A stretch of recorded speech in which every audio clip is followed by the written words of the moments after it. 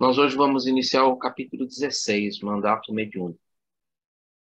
É o maior capítulo do livro. É o maior capítulo do livro, é o capítulo que contém informações riquíssimas, informações que você só vai encontrar realmente, a maioria delas dentro desse livro, informações que tratam de um objetivo, né, de um objetivo de todo médium. Todo médium tem como objetivo, e todos nós, né, temos mediunidade, mesmo que seja uma mediunidade intuitiva, né, temos o objetivo de um dia termos um mandato mediúnico. O mandato mediúnico vamos dizer assim, é o objetivo de todo médium trabalhador da seara do Cristo. Um planeta de provas e expiações como o nosso ainda, mandato mediúnico é algo assim muito difícil de encontrar, muito difícil de você encontrar um médium esteja realmente aí imbuído de um mandato mediúnico. Obviamente, com o desenvolvimento moral e intelectual do ser humano, o desenvolvimento do próprio orbe, da própria população encarnada aqui no orbe, esse esse modal, né, de servir, né, que é o mandato mediúnico, ele vai se tornando cada vez mais presente. Pode demorar um tempo ainda, lógico, né, mas nós estamos caminhando para um planeta de regeneração, lógico. Vai ainda demorar um bom tempo para chegar lá, isso com certeza, mas a gente pode ter também a certeza que médiuns com mandato mediúnico, médiuns missionários, né, eles vão começar, né, a despontar aqui, a colar, e vão estar trabalhando dentro da seara espírita, dentro do cristianismo redivivo, vão estar trabalhando em todos os locais, isso com toda certeza. A semana passada nós conversamos sobre forças viciadas, né? E nossos irmãos André, Luiz, Hilário e o nosso instrutor Aulus, eles estavam trocando de um centro que eles já trabalharam e que fizeram parte dos primeiros capítulos da obra que nós já estudamos, né? Onde nós tínhamos ali o dirigente, o Raul Castro, tínhamos alguns médios, né? Que era a Eugênia, o Anélio Araújo, o Antônio Castro, a Celina e o coordenador dos trabalhos era o dirigente, era o irmão Clementino. Esse era o primeiro agrupamento. Esse era o Clementino, era o mentor dos trabalhos. E eles terminaram aquele trabalho, eles estavam se deslocando para um segundo centro, que é esse que nós vamos iniciar com o capítulo 16.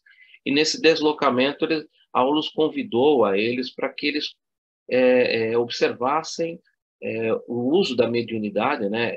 Todos nós somos médios, não é porque você está fora do centro espírita que você não é médium, você é médium 24 horas por dia.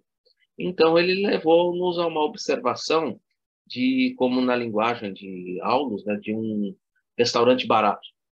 E ali ele fez algumas observações do médium psicógrafo que estava servindo ali de um processo obsessivo indireto, uma mediunidade que a gente, de um médium, né, com uma mediunidade ostensiva na psicografia, e que estava sendo vampirizado, porque assim se afinizava com o espírito que ali se encontrava com ele, e também estava servindo ali num processo de obsessão indireta.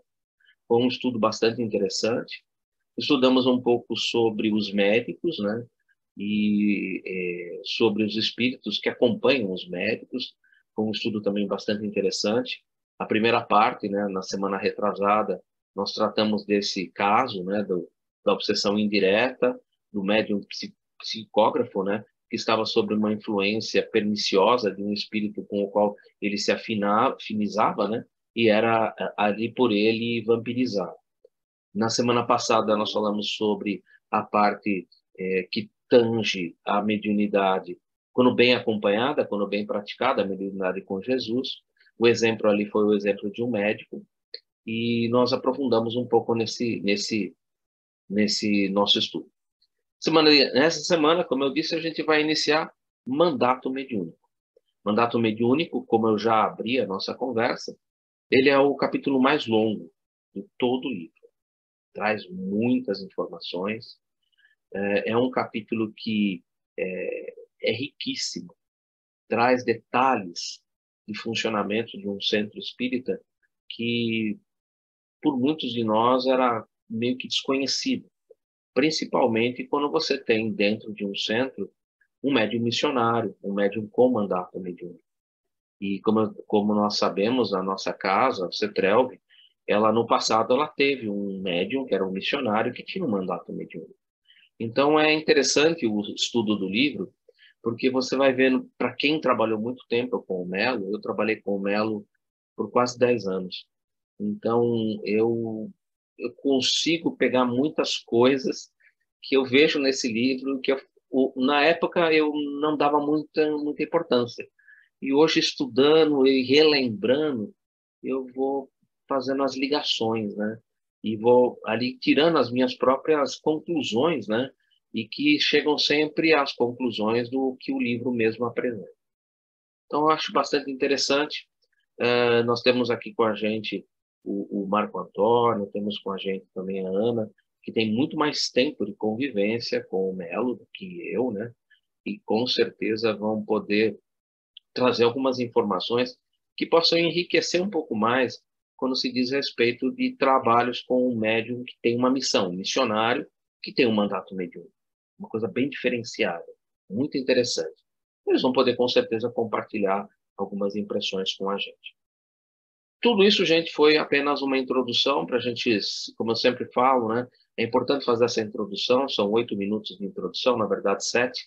Eu comecei às 8h01, que são importantes para que as pessoas que perderam as últimas 2, 3, 4 lives possam ter ali uma base de onde nós estamos, em que ponto do livro nós estamos caminhando. O importante desse livro é que cada capítulo ele é uma coisa meio que à parte.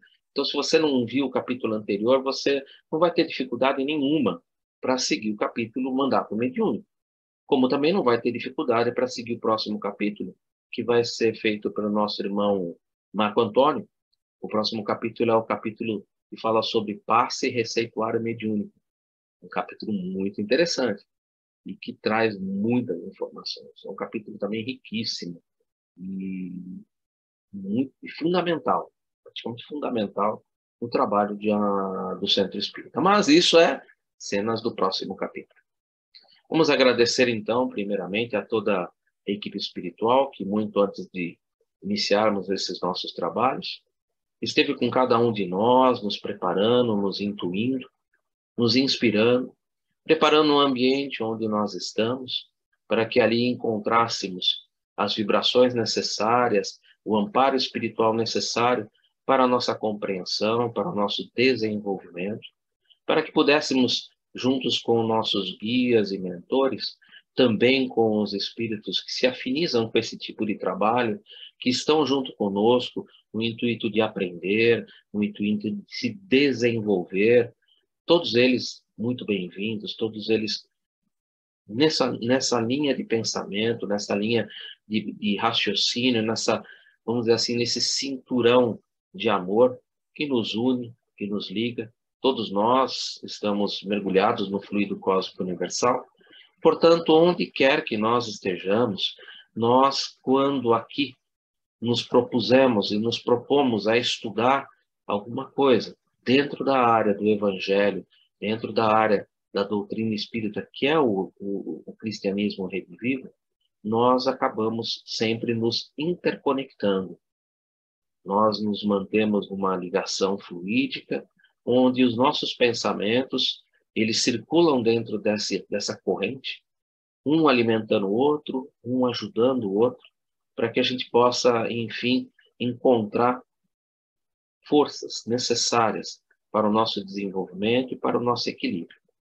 Aqueles que lembraram e estejam com a água ali ao lado do seu equipamento de transmissão, que os bons espíritos possam também ali depositar na água, fluidificando essa água com tudo aquilo que for necessário, né, para o nosso equilíbrio, tudo aquilo que for necessário para que a gente encontre ali o bálsamo para as nossas aflições.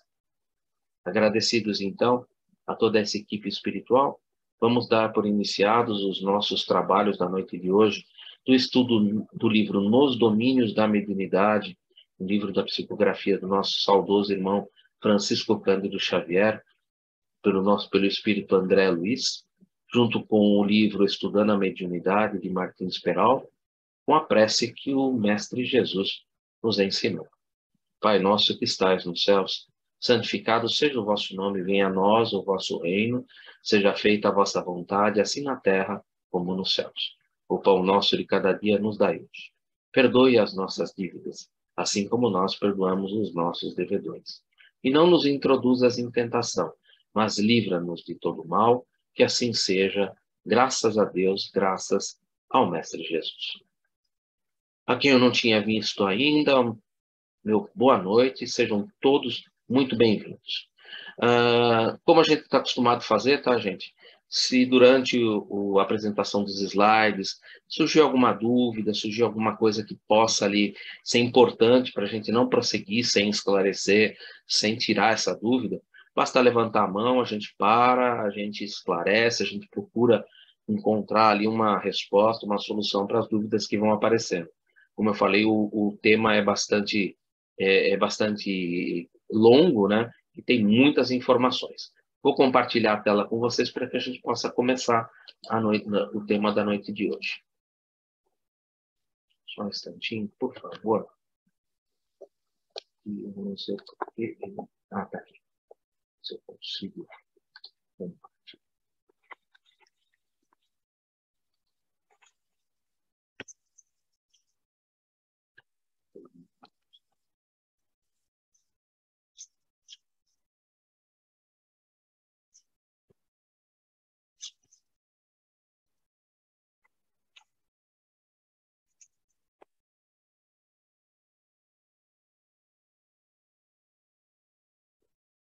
Compartilhar. Está visível para vocês, né? Tá, Marco Antônio. O Edu, tá ok. No domínio da mediunidade, capítulo 16, mandato mediúnico. Iniciando. Eram quase 20 horas, ou seja, eles estão se aproximando desse novo local, onde eles vão ali dar continuidade nos estudos. Quando paramos à frente de sóbrio edifício, cercado por vários veículos, muita gente ia e vinha. Desencarnados em grande cópia, ou melhor, em grande quantidade, congregavam-se no recinto e fora dele. Vigilantes do nosso plano estendiam-se atenciosos, impedindo o acesso de espíritos impenitentes, rebeldes ou escarnecedores. Vários grupos de pessoas ganhavam ingresso à intimidade da casa, mas no pórtico, no portal de entrada, experimentava a separação de certos espíritos que os seguiam, espíritos que não eram simples curiosos ou sofredores, mas blasfemadores e remitentes no mal, baderneiros.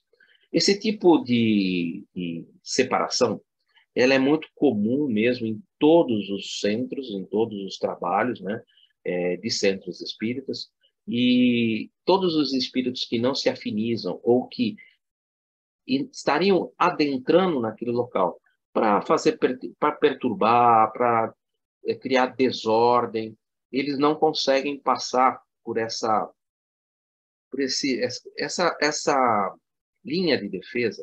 É uma linha de defesa magnética.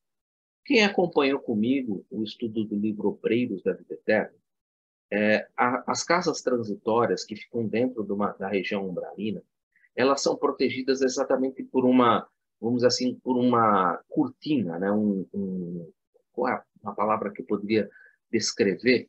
Seria como se fosse uma cerca, mas é uma cerca que não existe, né? Ela não é visual, mas é uma cerca magnética. E somente os espíritos que estão fortemente com o coração voltado para a mudança, voltado para a busca de uma mudança, a busca do melhor, a busca do bem, é que conseguem realmente passar por essa cerca. Aqui nas casas espíritas é mais ou menos o mesmo sistema. A figurinha ao lado, ela dá uma ideia muito parecida, né? De uma entrada em que você tem um portal, como ele descreve, né? esse portal, ele tem ali uma barreira magnética, essa barreira magnética, ela aparece como esse círculo de luz para eles, e aqueles que são remitentes do mal, aqueles que não estão nem um pouquinho interessados em sair daquela situação, ou que têm ali, são perseguidores e que vampirizam algumas pessoas, a pessoa passa, mas aquele que é o vampiro, o obsessor, ele fica lá fora. Ele fica lá fora porque só se ele tivesse realmente a intenção de deixar de fazer essa perseguição, de deixar de fazer esse processo obsessivo. Caso contrário, ele ainda não está preparado. O cristianismo ele não veio com a intenção de violentar os corações. Jesus foi muito claro, né? Aquele que quiser vir após mim, renuncie-se a si mesmo, pegue a sua cruz a cada dia e siga-me. O verbo é querer, aquele que quiser. Então, é um convite, né? Há um convite sendo feito ali, e todos aqueles que aceitam o convite de coração, não de boca, não de palavra, mas de coração, com uma intenção real de mudança, passam por essa barreira magnética, por essa cerca magnética, por essa cortina magnética, por esse dispositivo que está ali realmente colocado com o intuito de manter a ordem, a disciplina dentro do ambiente da casa espírita. Obviamente, né? Existem também, algumas pessoas vão comentar assim, mas eu sou vidente, e eu já vi na frente da casa do meu centro, do centro onde eu vou, tinham dois espíritos ali fortes, que têm uma aparência de um índio, o outro tem a aparência de um cacique. Gente, é óbvio que existem também espíritos que ali estão presentes para que nessa visão, para eles também, imponha um certo respeito, imponha uma certa ordem, mesmo para aqueles que passam pelo cordão magnético, eles vendo esses irmãos que ali estão como vigias mesmo, impõe a eles respeito, respeito pela casa, respeito pela disciplina que ocorre ali dentro da casa, ou seja, esses irmãos, eles estão ali mais nesse sentido de visualmente, né, dizer assim, não, nós temos uma guarda e essa guarda preza pela disciplina, preza pelos bons costumes dentro desse local. Então, existe realmente essa guarda. Como também pode algum espírito que passou pelo cordão magnético, isso também a gente encontra dentro das obras, né? E que quando ali dentro da casa, por algum motivo, por alguma coisa que veio a afligir, principalmente os seus sentimentos mais íntimos, ele acaba ficando um pouco mais revoltado, um pouco mais impertinente e saindo um pouco vamos dizer assim, da normalidade do ambiente. Esses irmãos que estão ali, eles vão ajudar nessa contenção até que outros irmãos se aproximem e apliquem nele um passe para que ele possa se reequilibrar, um passe espiritual, lógico, né? Para que ele possa ali se reequilibrar, para que ele possa, às vezes, entrar até num estado de dormência, para que ele tenha um tempo de refazimento. Algumas vezes há esses problemas, principalmente porque se mexe muito com sentimentos, e esses sentimentos, às vezes, eles podem levar a pessoa a um certo desequilíbrio. E tendo esse desequilíbrio, tendo esse agrupamento de segurança, eles fazem a primeira contenção, sem nenhum alarmismo, nem nada, uma contenção simples, até que os outros irmãos que têm assim, um potencial já mais de cura, mais da mediunidade mesmo, de restabelecimento do próprio perispírito desequilibrado, possam ali aplicar um passe e restabelecer um pouco a ordem ali, vamos dizer assim, o equilíbrio daquele irmão que está passando por uma dificuldade. Isso pode acontecer, isso é muito retratado nas obras, as obras espíritas que nós encontramos e que falam a respeito do centro espírita. Uma das obras de referência que a gente sempre gosta de citar é de Herculano Pires, O Centro Espírita. Lógico, é a obra de referência, né? Essa obra de referência fala sobre desse grupo, né? Desse agrupamento de segurança que tem dentro de um centro espírita, naturalmente, né? E que não está ligado diretamente a essa proteção magnética que eu já falei. Essa proteção magnética, ela é natural e só passa por ela realmente aqueles que já têm condições no coração ali de mudança, não são esses remitentes e nem blasfemadores, esses não passam. E aqueles que estão lá dentro vai ter essa segurança exatamente para alguns momentos em que ali alguém se exacerbe um pouco mais por causa dos sentimentos que ali se afloram, tem ali um equilíbrio, encontra ali uma contenção para que tudo transcorra com equilíbrio, com paz, que é algo natural que deve acontecer dentro de uma casa como essa, de um centro espírita. Tudo deve estar sempre em equilíbrio, em paz, procurando ali sempre ter uma recepção que possa preencher o coração das pessoas, que possa ser aquele porto seguro, né, para que os espíritos encontrem ali a palavra amiga, que encontrem ali a palavra esclarecedora, que encontrem o caminho para a sua melhora, para o seu desenvolvimento. Esse é o objetivo da casa, né? Então, isso é mantido realmente. Esses casos, porém, constituíam uma exceção. Que casos é esse? É exatamente aqueles que eu estou falando. Os remitentes do mal, aqueles que são os blasfemadores, os perseguidores. Eles não são, assim, o comum, né? Esses espíritos, eles normalmente nem querem muito chegar perto desses locais.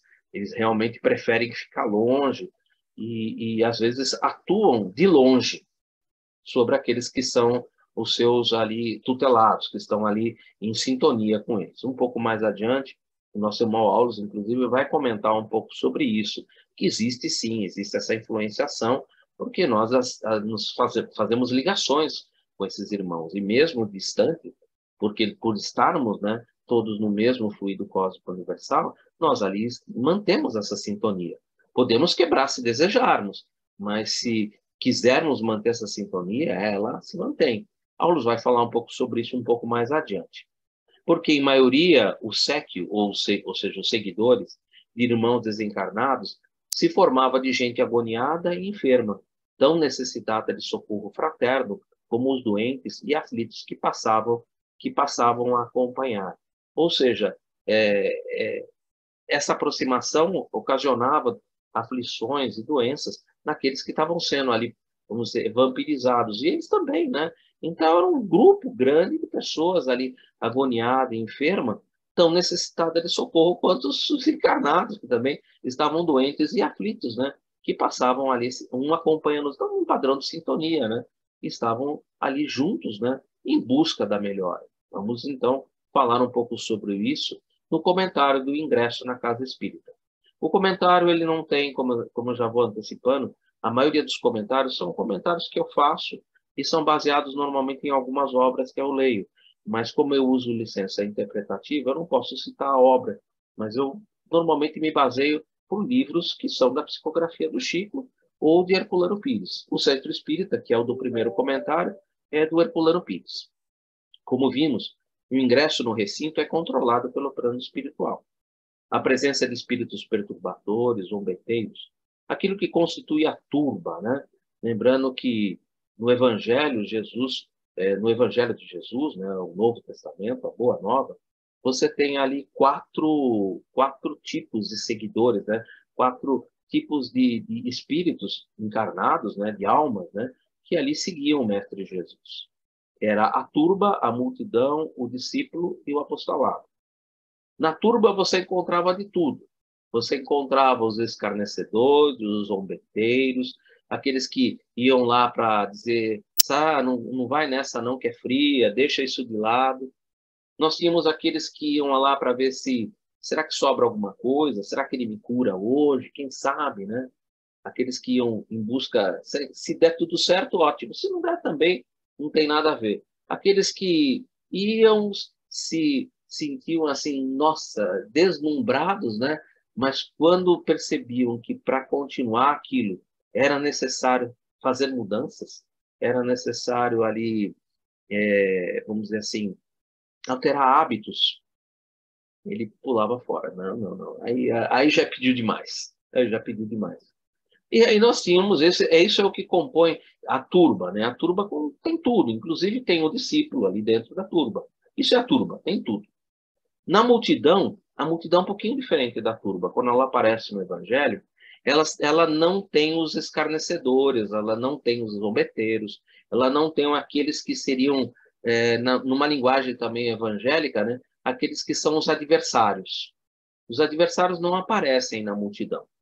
Na multidão tem exatamente aqueles que eu já disse, aqueles que vão ali só para ver se sai alguma coisa, aqueles que vão e se vão, sentem-se assim alegres, tudo, mas quando percebem que precisa fazer mudança, né, de hábitos, já não topam. Já tem os discípulos, que são aqueles que querem seguir a disciplina do seu mestre, se sujeitam a essa disciplina do seu mestre. Isso compõe a multidão. Depois vem o discipulado. O discípulo já é aquele que se esforça, já é aquele que compreendeu que é necessário, para alcançar a felicidade e a paz de consciência, a paz de espírito, é necessário se submeter àquilo que o seu mestre está lhe ensinando. Jesus é modelo guia. Então você já consegue ver que aquilo que Jesus te apresenta tem como objetivo que você possa alcançar felicidade, você possa alcançar paz. Então, esse é o discípulo, é aquele que já está tentando introjetar dentro de si os ensinos do Cristo. Como eu sempre digo, né, o Espiritismo, ele não é moralista, ele é moralizante. Por que não é moralista? A gente não está aqui para moralizar ninguém, a gente está aqui para apresentar a doutrina e apresentar as características moralizantes que a doutrina pode te oferecer, se você, assim, a aplicar. A moralização é você mesmo que faz.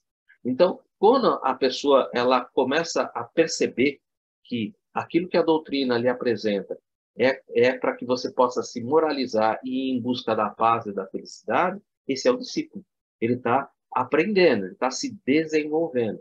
E o último degrau, lógico, está lá em cima, é aquele que dá testemunho, é aquele que já não está em sintonia, mas que está em comunhão. Esse é o apostolado. Então, esses são os 4 grupos que você encontra dentro da Boa Nova. E por isso que eu coloquei, né, a presença de espíritos perturbadores e zombeteiros, eu coloquei entre aspas a turba, né, porque é exatamente essa turba que está ali na frente. Tem de tudo, tem de tudo. Que apenas vivem a se divertir nas dificuldades, nos criam e de espíritos perseverantes no mal. Inevitavelmente, iria contaminar a atmosfera espiritual do local. Então, eles realmente não passam por aquela proteção magnética. Como vimos, pelo estado de sofrimento das pessoas que buscam o amparo, através do trabalho mediúnico que lá se realiza, uma grande quantidade de fluidos deletérios rodeava os trabalhos da casa.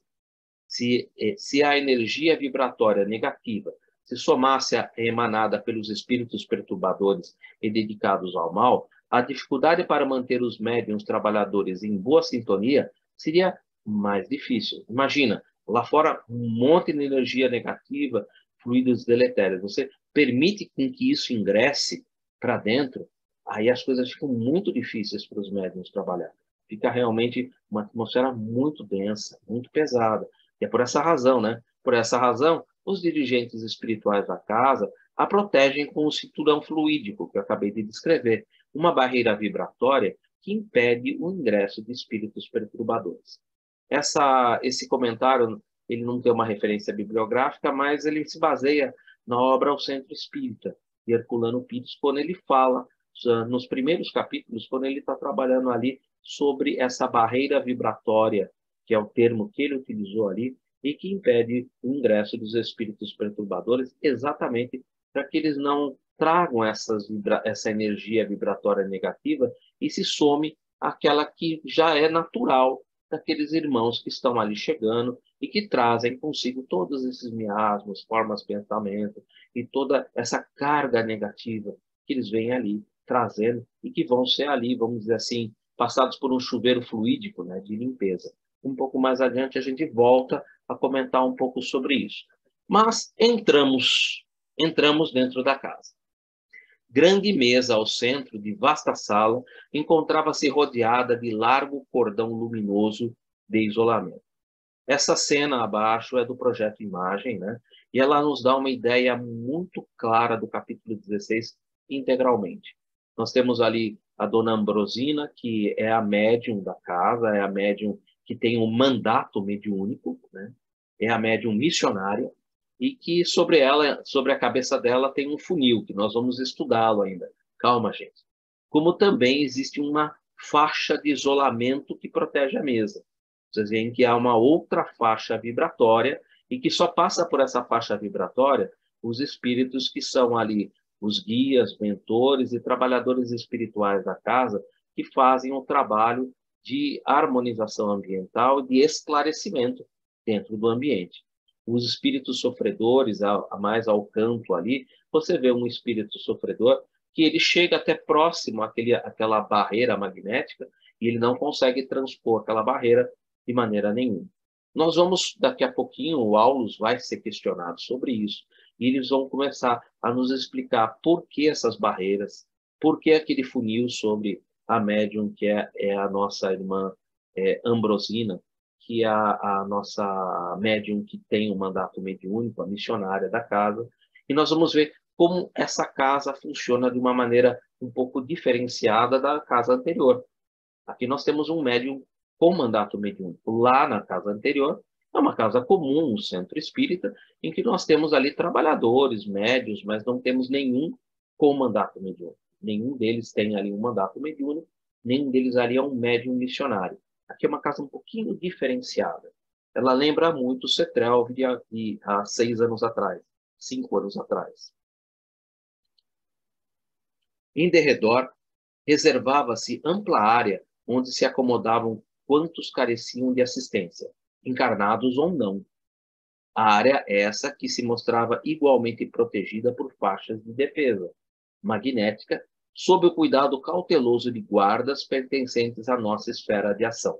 Vejam que dentro do ambiente, eles vão sendo separados, e há faixas magnéticas que vão protegendo cada agrupamento, e a cada agrupamento há um número de espíritos, um número de trabalhadores que vão trabalhar com aquele grupo. Cada grupo vai receber ali uma atenção específica para um determinado tipo de trabalho, para um determinado tipo de esclarecimento. E tudo isso supervisionado. Nós vamos ter uma supervisão de um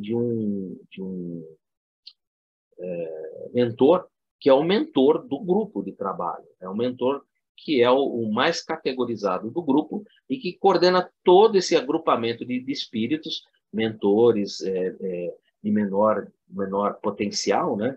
E também guias de menor potencial, que estão ali em trabalho. Médicos, enfermeiros, agentes de segurança, toda essa equipe é coordenada pelo mentor principal. À frente, na parte oposta à entrada, vários benfeitores espirituais conferenciavam entre si, e junto deles, respeitável senhora ouvia prestimosa diversos pacientes. Então, vejam que há grupos de trabalho em todos os setores, eles se preparam, eles ali congregam os grupos, né, para que eles possam ali depois iniciar os seus trabalhos. Tudo é muito bem coordenado, tudo tem uma coordenação precisa. Existe uma disciplina aqui que é impecável, algo assim impecável. Todos os centros possuem essa disciplina. É uma disciplina impecável. Apresentava-se a matrona revestida por extenso auréola de radiações opalinas, e por mais que projeções de substância sombria buscassem, através das requisições dos pensamentos dos sofredores que a ela se dirigiam, conservava a própria aura, sempre lúcida, sem que as emissões de fluidos enfermiços lhe pudessem atingir o campo de forças. Designando-a com a destra, o assistente informou: é a nossa irmã Ambrosina, que há 20 anos sucessivos procura oferecer a mediunidade cristã, o que possui de melhor na existência. O trabalho desse capítulo, Mandato Mediúnico, ele vai ficar muito circunscrito às atividades da nossa irmã Ambrosina. Ela é a médium que possui o mandato mediúnico. Ela está realmente protegida por aquela cinturão magnético, né, que protege toda a mesa e que protege-a para que ela não receba as emanações de todas aquelas pessoas que estão sentadas no salão e que estão fazendo, por pensamento, requisições. Requisições do tipo: eu perdi meu filho, eu gostaria de ter uma comunicação do meu filho, eu quero saber onde meu filho está, onde minha filha está, perdi meu marido, perdi minha esposa, e toda aquela angústia, aqueles sentimentos de muitas pessoas que estão dentro do salão, você já imaginou somatória de todos esses pensamentos, de toda essa energia, se isso caminhasse com direção a uma única pessoa, que é essa médium, você imaginou a quantidade de todos esses pensamentos, lembrando que pensamentos, quando eles se encontram com pensamentos iguais, eles se reverberam. Então, eles vão aumentando a amplitude. Você imaginou a quantidade de energia que chegaria, assim, como um soco sobre ela? Então, aquele cordão magnético que tem em volta da mesa, ele tem exatamente essa função de equilibrar, de permitir que passe apenas uma quantidade de energia que seja o suficiente ou que seja aquilo que for determinado pelo mentor principal dos trabalhos. O mentor do principal dos trabalhos, que ainda não chegou, o trabalho ainda está se preparando para ser realizado, né? Nós estamos ali a poucos minutos das 8 da noite, ou seja, estamos naqueles minutos que estão chegando no auge do início do trabalho. Então, o mentor principal ainda não chegou. E todo o trabalho de proteção, de amparo, está sendo ali montado. Essa médium, ela já tem há 20 anos, né, sucessivos, que ela trabalha com esse agrupamento, seguindo ali o seu mandato mediúnico. Né?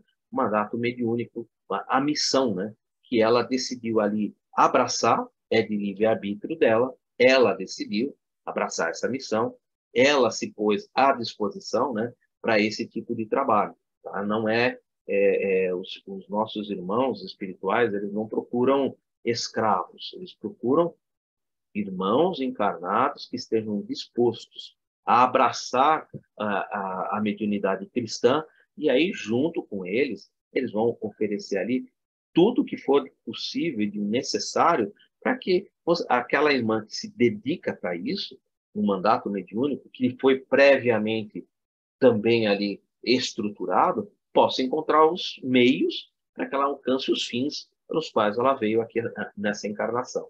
Então, é um projeto. Essa é a primeira apresentação. Aulos agora vai receber uma carga de perguntas, que deve ser aquilo que todo mundo gostaria de perguntar, eu tenho certeza disso, e ele vai nos começar a apresentar essas respostas para que a gente possa entender um pouco melhor. Por enquanto, ainda, ele está descrevendo um pouco ainda a nossa irmã Ambrosina. Por amor ao ideal que nos orienta, ela, a dona Ambrosina, renunciou às mais singelas alegrias do mundo, inclusive o conforto mais amplo do santuário doméstico, de vez que atravessou a mocidade trabalhando, sem a consolação do casamento. Ela não casou, tá?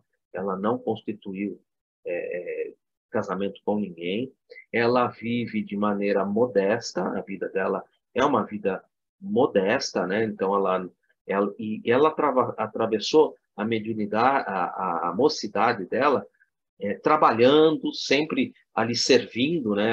Ela tinha as suas atividades dentro do centro, dentro da comunidade, ela desde o início ela já estava, o médium que tem um mandato mediúnico, ele já tem esse início logo cedo, então logo cedo ela trabalhava com o seu mandato mediúnico, mas também trabalhava para se manter. Ela não vivia da mediunidade, nem deveria, né? Inclusive por estar assim no mandato mediúnico. Então ela atravessou a mocidade trabalhando e sem a consolação do casamento. Realmente é alguém que percebe, né, que dai de graça daquilo do que de graça recebesse. Ela trabalha com a mediunidade e durante o dia ela trabalha para se sustentar, vivendo de maneira modesta, auxiliando, amparando sempre que possível. Ambrosina, a nossa irmã, trazia um semblante quebrantado, debilitado e rugoso, refletindo, contudo, a paz que lhe vibrava no ser. Eu não gosto de fazer comparações, né? Apesar de muitas pessoas no meio espírita, muitos mesmo, dizerem que a Ambrosina, na verdade, que é o estudo do nosso irmão Francisco Cândido Xavier. Muitos dizem isso. O Chico em si nunca disse. Pode ser, pode não ser. A grande maioria diz que é. A grande maioria diz que é. Os seus próprios biógrafos também dizem.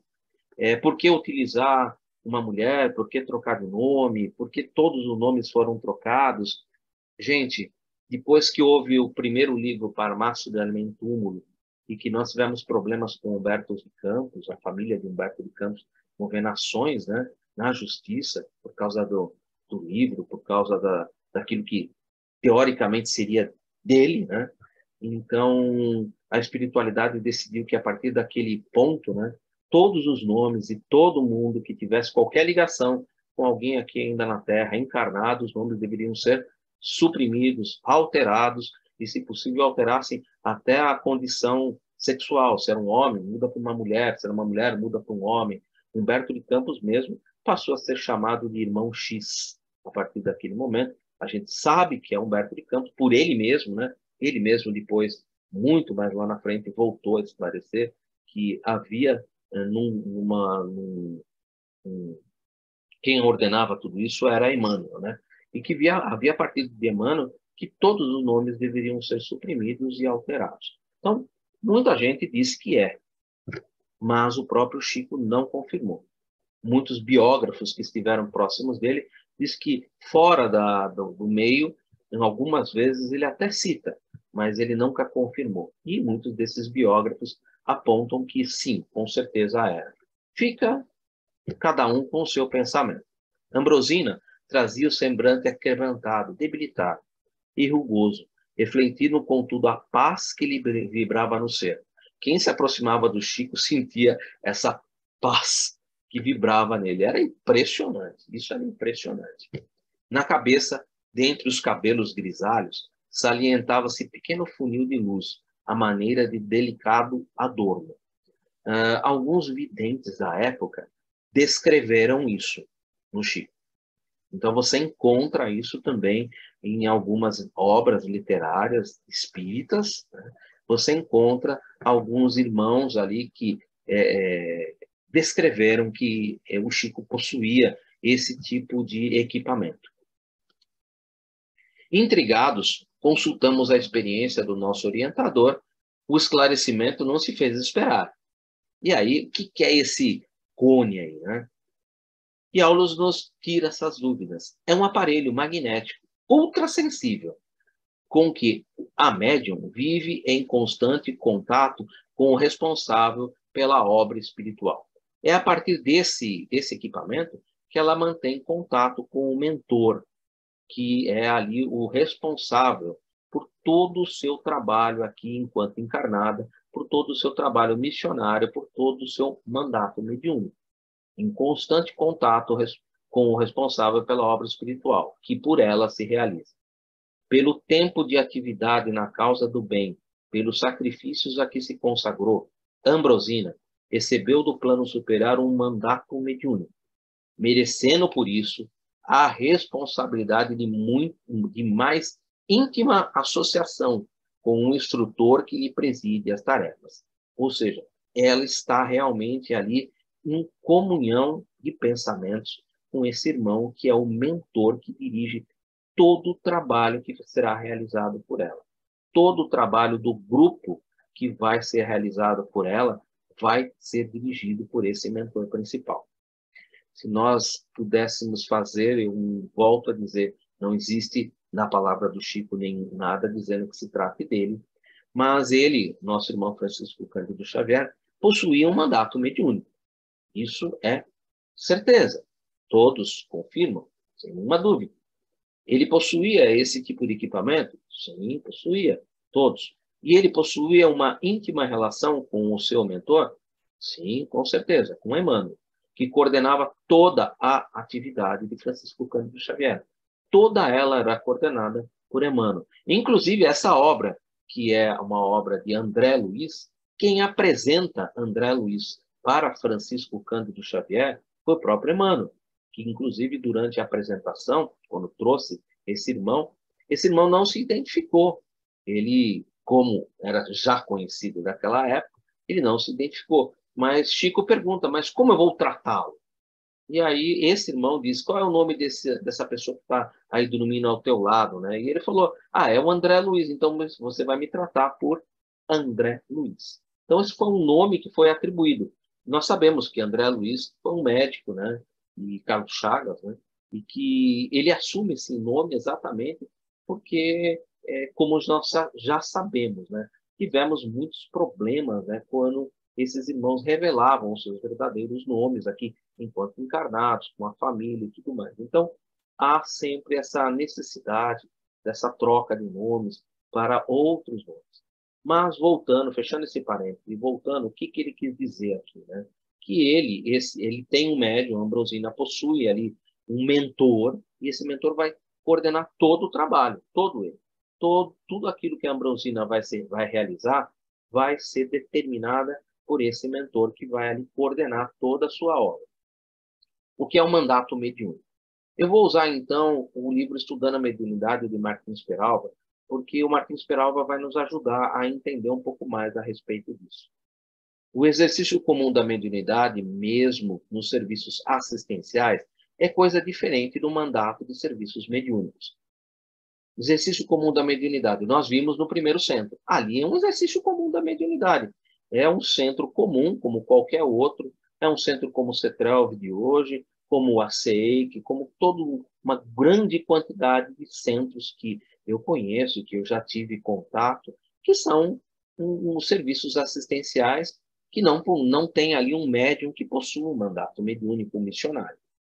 Médium existe aos milhares, isso é verdade. Eu diria aos milhares, eu diria aos milhões hoje em dia, né? Colaborando ativamente nos centros espíritas. Todavia, raríssimos estão investidos de mandato mediúnico. É raríssimos mesmo. Por isso que eu deixei com esse vermelho até mais forte. Isso é muito, muito raro. Muito raro mesmo. Somente depois de longas experiências, cultivando a renúncia e o sacrifício, sofrendo a ingratidão e conhecendo a dor, pode o espírito reencarnar e exercer entre os companheiros da Terra tão extraordinário encargo.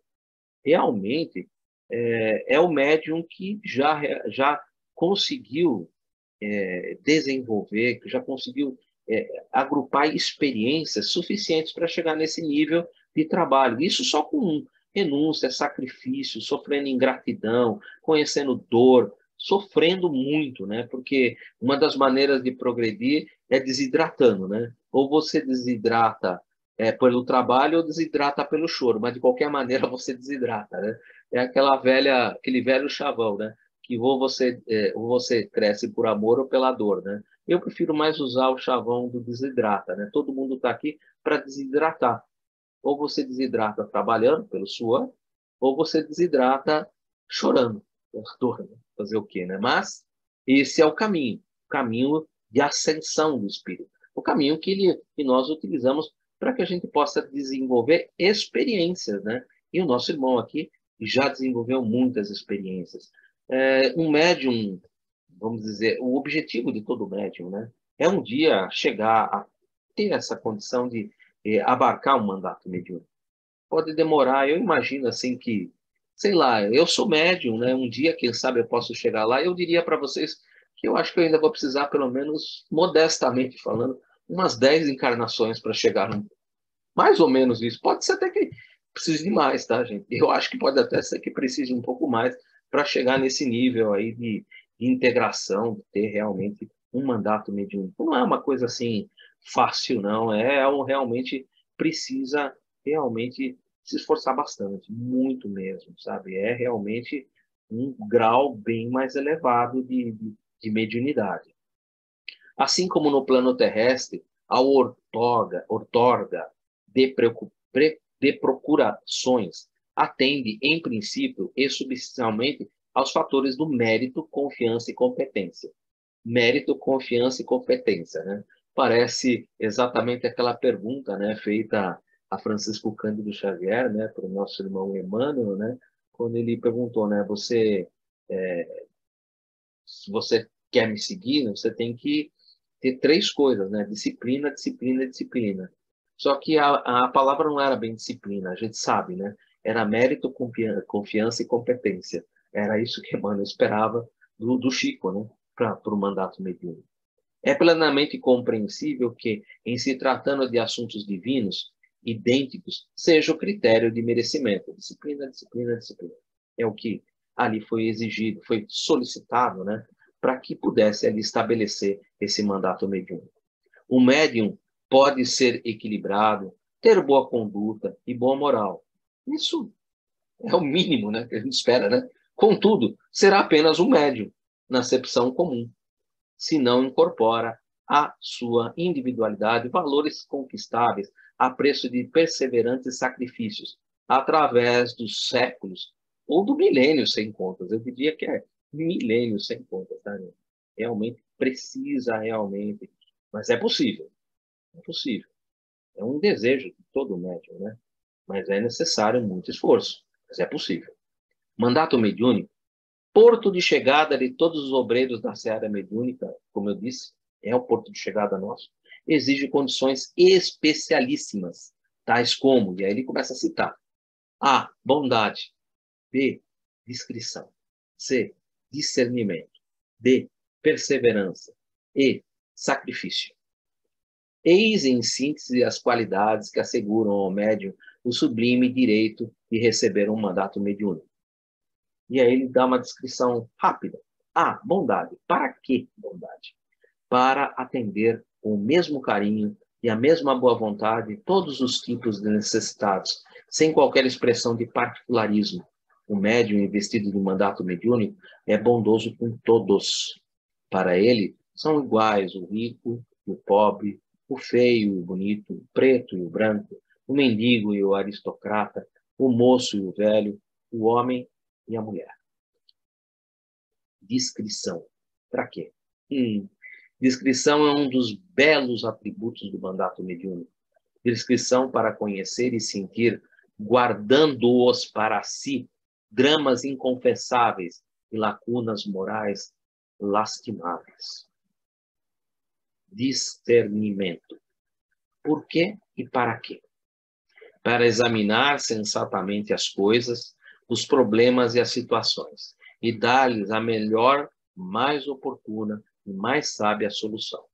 O médium tem de lutar, portanto, mediante o estudo, o trabalho, o esforço constante de autoevangelização, para adquirir a faculdade do discernimento, a fim de ajudar os outros para que os outros se ajudem.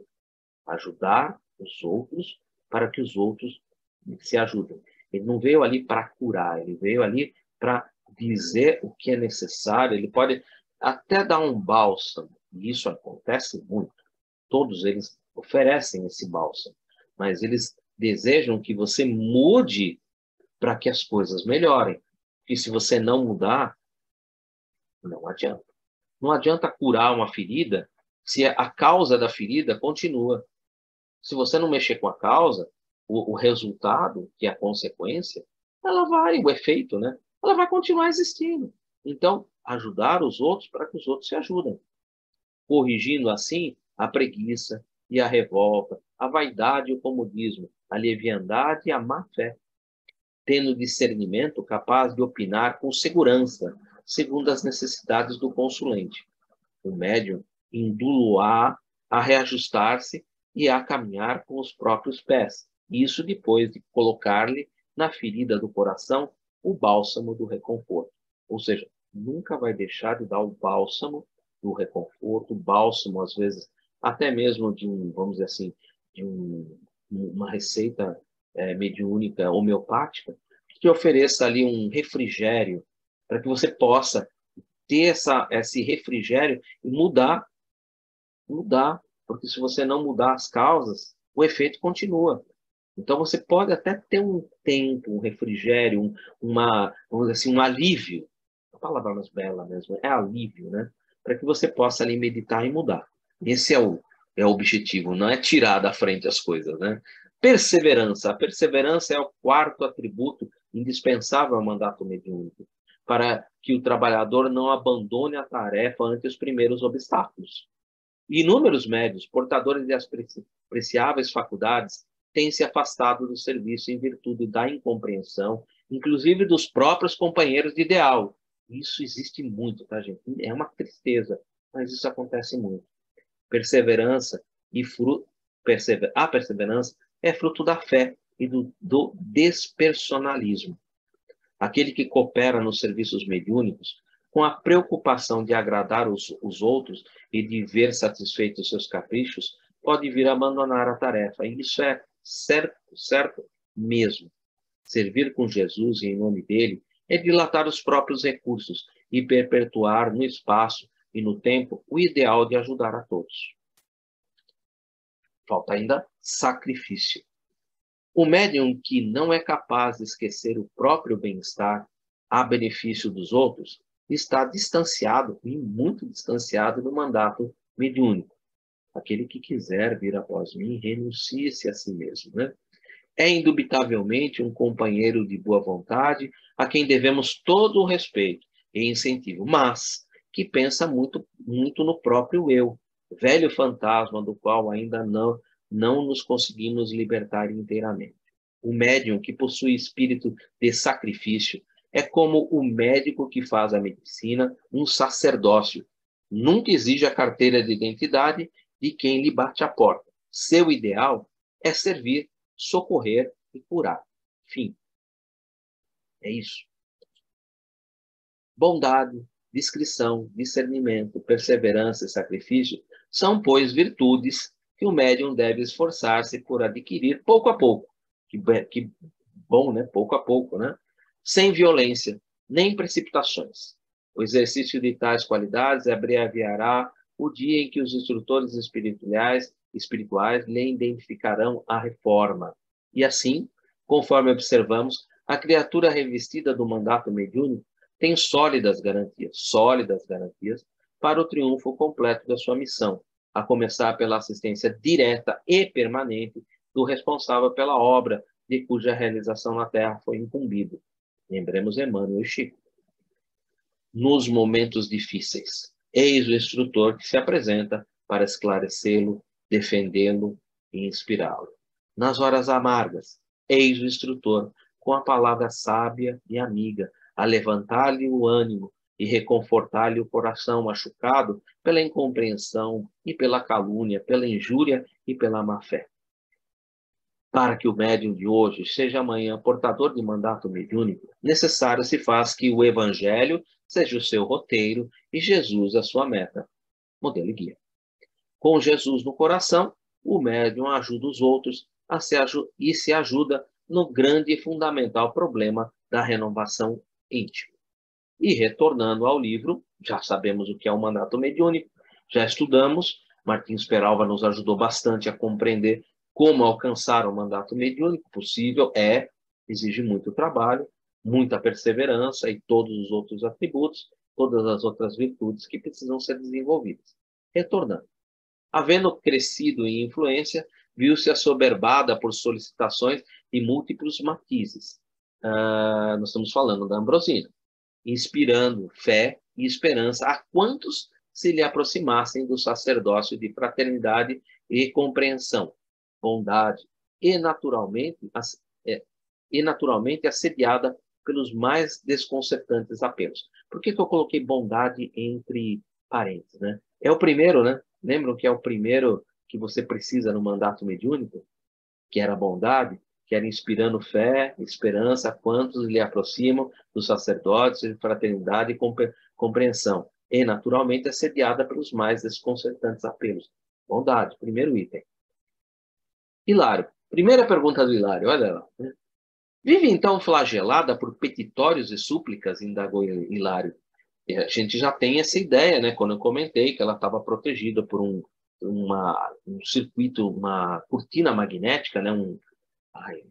Uma tela magnética, né? Aquele círculo magnético em volta da mesa, que era exatamente para que todos esses petitórios, essas súplicas, não se somassem e viessem com um peso total sobre ela, né? Para que aquilo pudesse ter um equilíbrio, né? E fosse ali, pelo nosso irmão, que é o coordenador do trabalho da Ambrosina, pudesse ali ser filtrado dentro das capacidades e do que é permitido, né? Não só pelo mentor, mas óbvio, né? Por Deus, né? Nada acontece sem a permissão de Deus. Então, dentro daquela determinação, aquilo existia aquela proteção. Nós já comentamos um pouco sobre isso, e aí a pergunta é muito pertinente.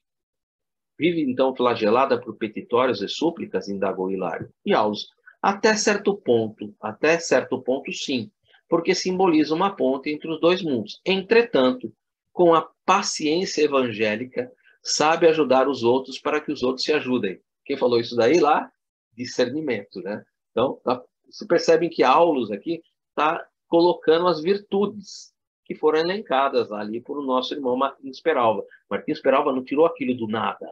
Ele tirou das explicações que nós vamos ter daqui para frente. Nós já tivemos a bondade, já tivemos a primeira virtude, agora nós temos o discernimento, uma segunda virtude que está aparecendo. Porquanto não seria possível conseguir a solução para todos os problemas que lhe se apresentam. Não dá para ter tudo isso, óbvio, né? Abeiramos da médium respeitável e modesta e vimos-la pensativa, não obstante o vozerio abafado em torno. Ela estava pensativa. Não longe, o pensamento conjugado de duas pessoas exteriorizava cenas lamentáveis de um crime em que se haviam embrenhado. E, percebendo-as, Dona Ambrosina refletia, falando sem palavras, discrição. Terceira virtude, em frases audíveis tão somente ao nosso meio, ou seja, ao agrupamento de espíritos que tenha um padrão vibratório bem mais elevado e que consegue sintonizar esses pensamentos. Não é para todo mundo, tá, gente? E aí ela pensava consigo mesma. Amados amigos espirituais, o que fazer? Identifico nossos irmãos delinquentes e reconheço-lhes os compromissos. O homem foi eliminado. Vejo-lhe a agonia retratada na lembrança dos responsáveis. O que estarão buscando aqui nossos infortunados companheiros foragidos da justiça terrestre? Que tipo de mediunidade é essa? Nós já temos condição de responder isso daqui, né?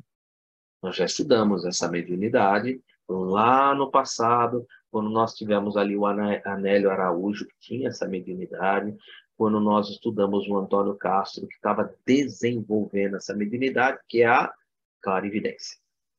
Nossa irmã Ambrosina possuía clarividência plena, tanto que ela estava ali sintonizando o pensamento dos irmãos e vendo no seu perispírito, no seu corpo mental, todo o passado e tudo que os levava às circunstâncias que eles ali se encontravam. Isso é clarividência. Médium que tem essa faculdade. A nossa irmã Ambrosina, ela possui todas as faculdades, todas elas. E essa é uma delas. Ela tem a psicografia, ela tem a psicofonia, ela tem a clarividência, ela tem a cura, ela tem todas as faculdades, inclusive materialização, ela tem todas as faculdades. Por isso que muitos dos biógrafos dizem que o estudo da Ambrosina é praticamente o estudo do Chico, porque o Chico possuía todas as faculdades mediúnicas, todas elas. E essa era uma delas, que era a clarividência. Então, aqui ela está utilizando-se da clarividência e onde ela está vendo, né? Dentre muitos, ela está ali presenciando esses dois irmãos. E ela se sente ali, como foi colocado, ela se sentiu um pouco apreensiva. Como nós vimos, o que acontece? Ela tem um mandato mediúnico. Quando ela tem esse problema, o que acontece? Um dos mentores vai ali em socorro. Vejamos se isso vai acontecer. Reparamos que a médium temia perder a harmonia vibratória, que lhe era peculiar. Não desejava absorver-se em qualquer preocupação acerca dos visitantes mencionados. Foi então que um dos mentores presentes se aproximou e tranquilizou-a. Não é esse o objetivo do mandato mediúnico?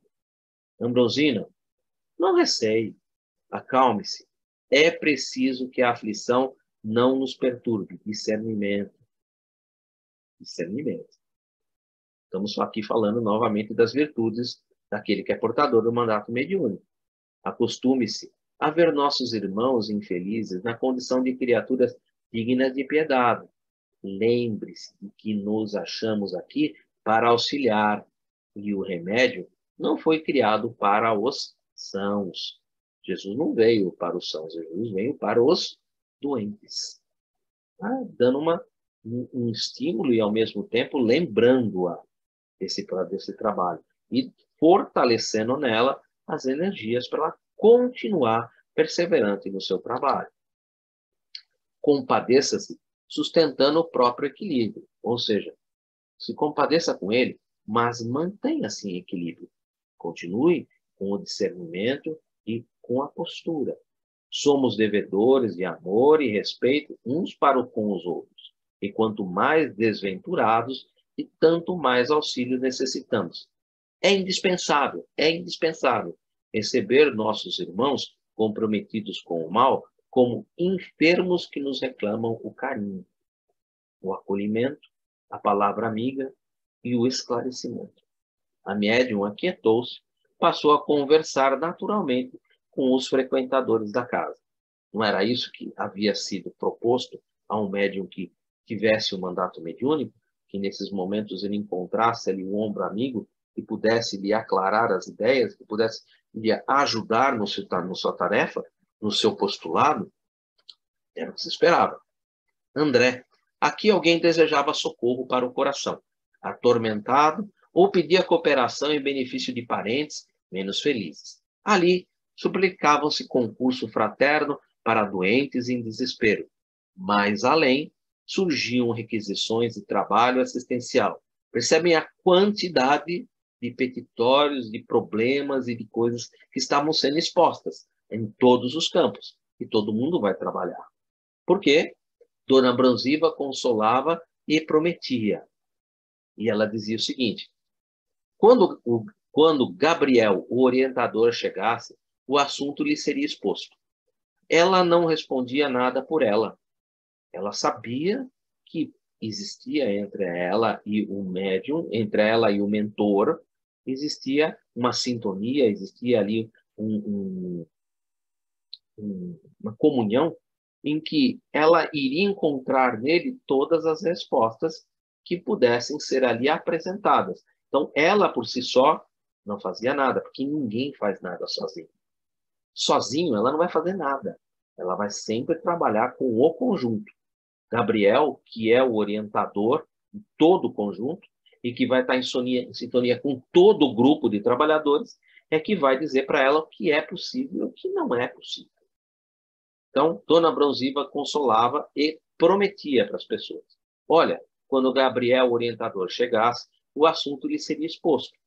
De certo, traria a colaboração necessária. Humildade também é uma das virtudes que precisa ser desenvolvida.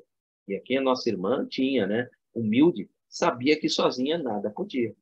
Isso que está entre parênteses, lembra que isso não está no livro, fui eu que coloquei. Ela percebe, olha, ninguém faz nada sozinho. Ela é humilde de saber, ó, quando Gabriel chegar, ele é orientador de tudo. Ele, com todo esse grupo, vai saber o que é possível e o que não é possível, o que pode ser feito e o que não dá para ser feito. Não decorreram muitos minutos e Gabriel, o mais categorizado mentor da casa, deu entrada no recinto, acompanhado por grande séquito, ou seja, por um grande cortejo de amigos. Ou seja, além de todos aqueles mentores, trabalhadores, assistentes da segurança, médicos, enfermeiros, chega com ele mais um grupo bem grande, porque já deu para perceber que a casa está bem cheia, que tem um monte de petitórios, que tem um monte de gente pedindo as coisas e que vai ter muito trabalho. Então, ele traz consigo um grande cortejo de amigos que vão trabalhar ali em prol de todos que estão presentes ali na casa.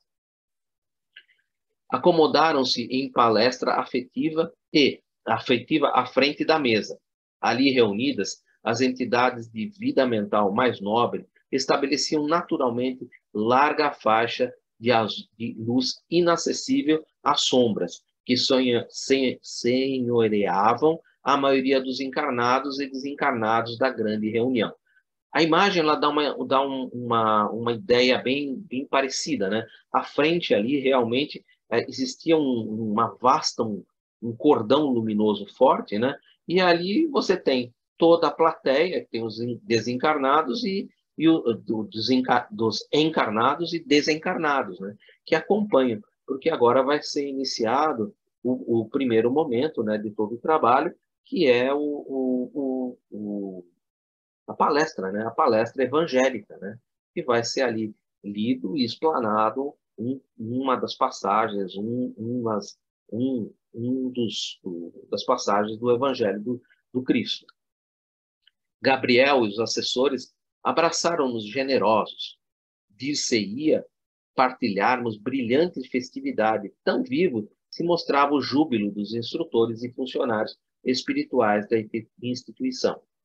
O trato, ou seja, o cuidado com os doentes e sofredores dos dois planos, não lhes roubava a esperança, a paz e o otimismo.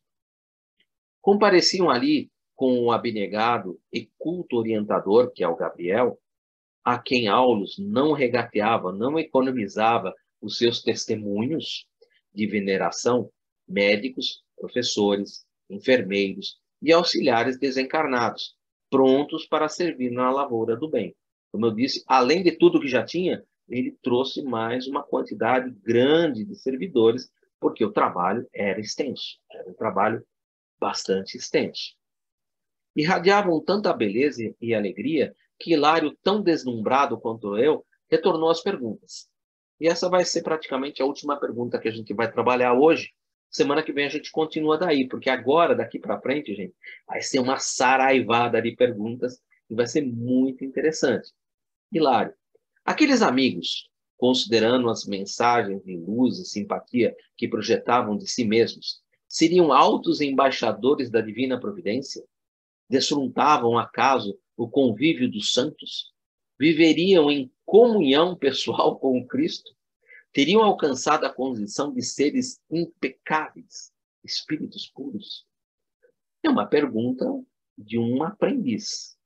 Lógico, né? Não é uma pergunta, André Luiz não faria uma pergunta como essa, mas por isso que é bom você ter um André Luiz e ter ali um espírito que está menos evoluído, que tem menos conhecimento, que é o caso do Hilário, que no início da obra, André Luiz até comenta, né, que em muitos casos Hilário era um neófito, era um aprendiz, né? E por isso ele faz essas perguntas, né? Considerando essas pessoas que acabaram de chegar e que acompanham o séquito, ou seja, que acompanham o nosso irmão ali, o Gabriel, né? Gabriel e Emmanuel, né? Gabriel, mensageiro de Deus, Emmanuel, Deus conosco, né? Uma coisa bem interessante, né? As escolhas dos nomes são muito interessantes. Eu acho muito interessante, né? E Gabriel, né? Chegando com todo aquele séquito, a pergunta, né? Seriam altos embaixadores da divina providência? O que vocês acham, né, gente? Desfrutavam acaso de convívio dos santos? Viveriam em comunhão pessoal com Cristo? Teriam alcançado a condição de seres impecáveis, espíritos puros? A resposta não poderia ser diferente daquilo que vocês podem estar imaginando. Paulo sorriu bem-humorado, como eu fiz agora, né?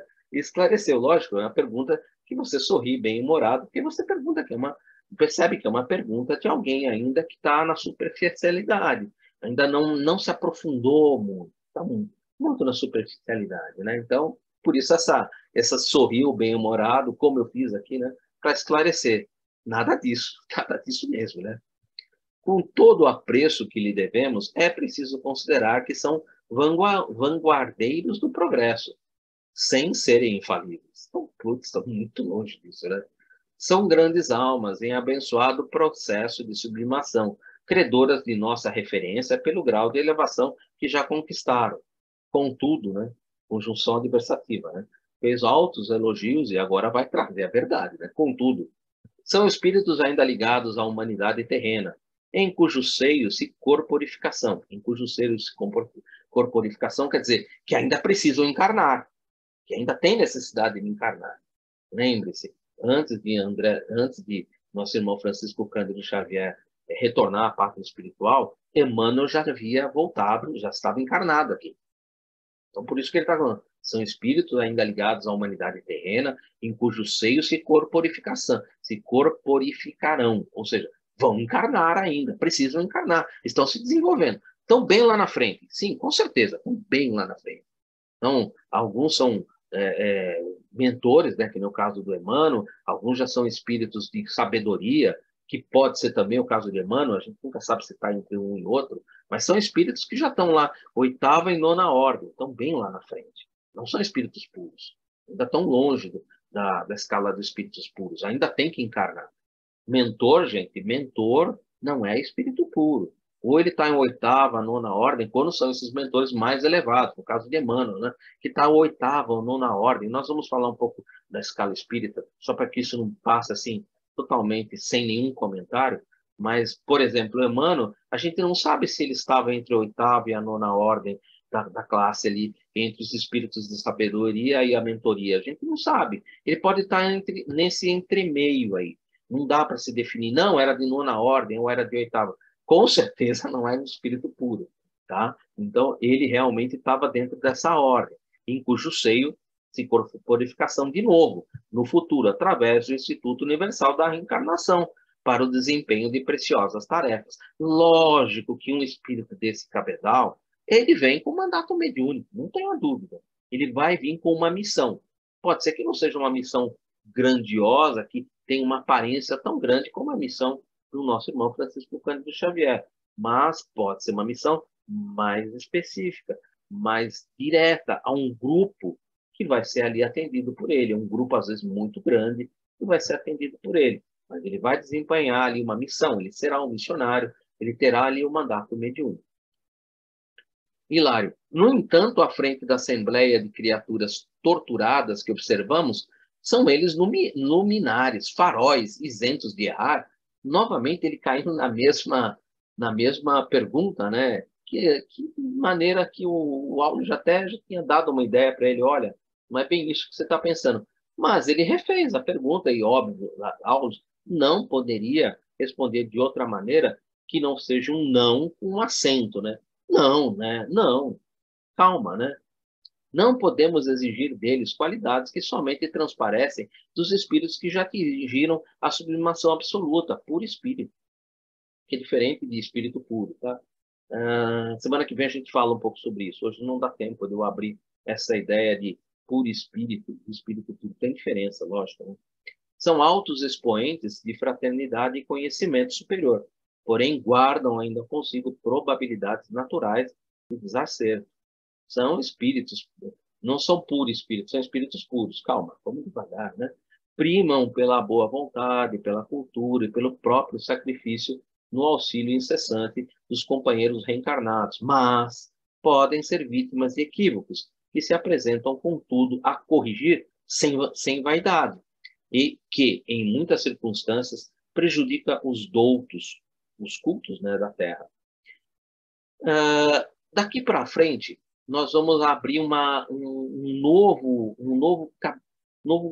conteúdo de perguntas, que agora vão sendo colocadas, né, e que vão sendo apresentadas tanto por Hilário como por André Luiz.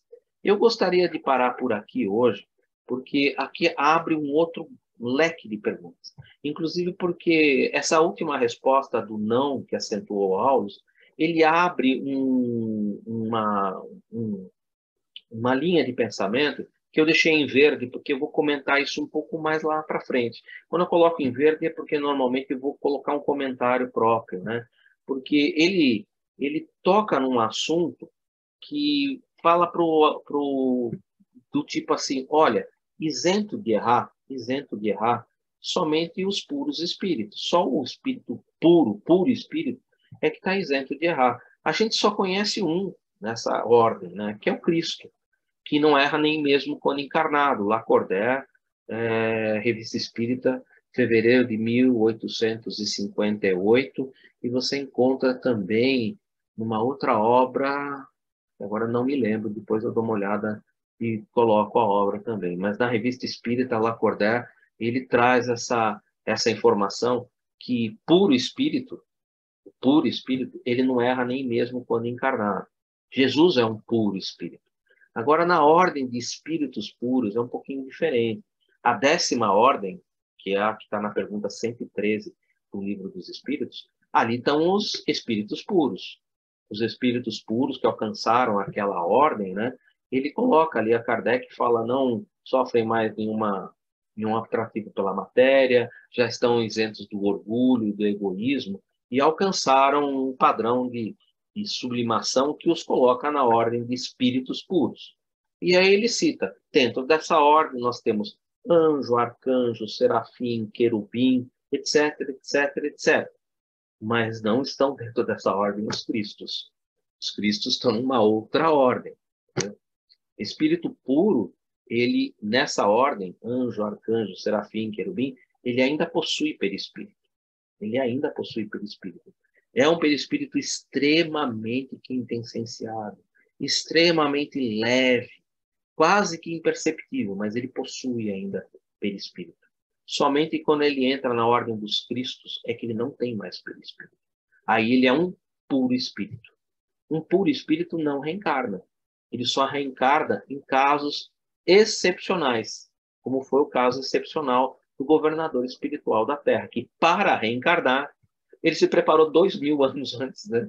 Numa reunião que teve a Caminho da Luz, numa reunião em que Emmanuel descreve que houve ali no Sol do sistema planetário, onde se reuniram os Cristos, e que ali determinaram que no momento oportuno, o governador espiritual do planeta, ele iria desenvolver, durante todo esse período, ele iria se desenvolver para que ele pudesse aqui habitar um corpo físico e pudesse estar junto de nós. Porém, ele estando aqui junto de nós, ele se mantinha em perfeita comunhão com Deus, porque um puro espírito está em perfeita comunhão com Deus. Por isso que ele falava, eu e o Pai somos um. Ele era um puro espírito. Ele não erra nem mesmo quando encarnado. É um caso diferenciado. É algo muito diferente. Por isso que a palavra puro espírito é algo assim bem interessante. Você acha ela raramente aparece dentro das obras. Inclusive eu coloquei entre parênteses porque não foi citado. Aulus não citou isso. Eu coloquei entre parênteses porque ele está dando essa ideia assim para ele. Olha, calma. Vai com calma. Tem muita diferenciação. A gente tem que se preocupar agora a chegar lá o nosso objetivo é chegar lá na última ordem, na 10ª ordem dos espíritos puros. Dali para frente, gente, é uma outra ordem que começa tudo de novo. Anjo, arcanjo, querubim, serafim. Isso vai longe, subindo, vai embora, né? Até chegar no topo novamente. É uma outra escala que começa. E dentro dessa outra escala é que estão os espíritos puros até chegar ao puro espírito, que é o topo lá da escala. Então, tem muito caminho, tem muita coisa para percorrer. Mas é interessante que o Aulus dá essa ideia para o Hilário. Olha, calma, Hilário, tem um caminhozinho mais ou menos longo aí. Você está vendo de maneira muito superficial a coisa. E isso vai um pouco mais além. Né? Vai um pouquinho mais além. São altos expoentes da fraternidade e conhecimento superior, sem sombra de dúvida, né? Porém, guardam ainda consigo probabilidades naturais dos desacertos. Com certeza, com certeza. Isso pode acontecer com qualquer um deles. Primam pela boa vontade, pela cultura, pelo próprio sacrifício no auxílio incessante aos companheiros reencarnados, mas podem ser vítimas de equívocos que se apresentam, contudo, a corrigir sem vaidade. Assim que percebem, corrigem e continuam o seu caminho. Eles ainda estão caminhando, eles ainda estão, vamos dizer assim, se desenvolvendo em muitas vezes. Não conhece tudo. Não é possível conhecer tudo.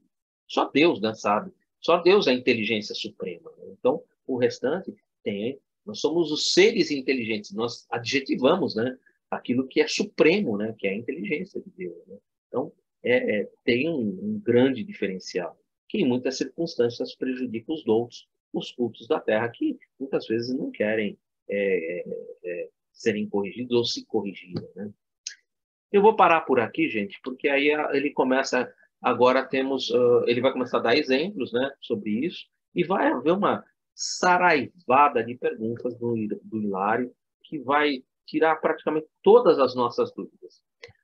O capítulo em si, ele é atendido pelo nosso irmão Martins Peralva por 3 capítulos dentro do livro Estudando a Mediunidade. Por enquanto, nós só vimos um capítulo, que é o capítulo que trata do mandato mediúnico. Nós já sabemos o que é o mandato mediúnico e quais são as virtudes necessárias para você chegar um dia até um mandato mediúnico. Isso nós já sabemos. Agora nós temos outros capítulos que vão tratar dessas outras partes, que faltam ainda ser tratadas. Então tem mais 2 capítulos. São mais de 70 slides, né? que é o capítulo maior do livro Nos Domínios da Mediunidade, e eu sabia que ele seria o capítulo que ia ser necessário 3 lives. Não dá para fazer em 2 lives, por ele ser o maior e por ele trazer tantas informações que para nós são novas, né? Nós não temos essas informações porque poucos são os médiuns, poucos são os trabalhadores da seara espírita que tiveram contato com o médium que tivesse um mandato mediúnico. São poucos, né? Então, é importante trazer todas essas informações para a gente ter esse conteúdo, que é um conteúdo muito importante, porque, volto a dizer, aquilo que o Aulus disse para todos nós, né? É o objetivo de todo médium, que ele vá, a partir dos milênios, né? Eu não vou usar nem a expressão que ele usou, os milênios, né? A partir de dezenas e dezenas de encarnações, você consiga alcançar esse objetivo, que é o objetivo de todos nós. Vou parar por aqui e vou abrir para a gente conversar um pouquinho a respeito do que a gente falou até agora. Márcia, por favor, sinta-se à vontade, que enquanto eu vou tomando uma aguinha. Tá. Quando nós estudamos o livro Obreiros da Vida Eterna, teve um capítulo que me marcou muito, que é o último da Adelaide. E é aquele desencarne, foi o último desencarne, né?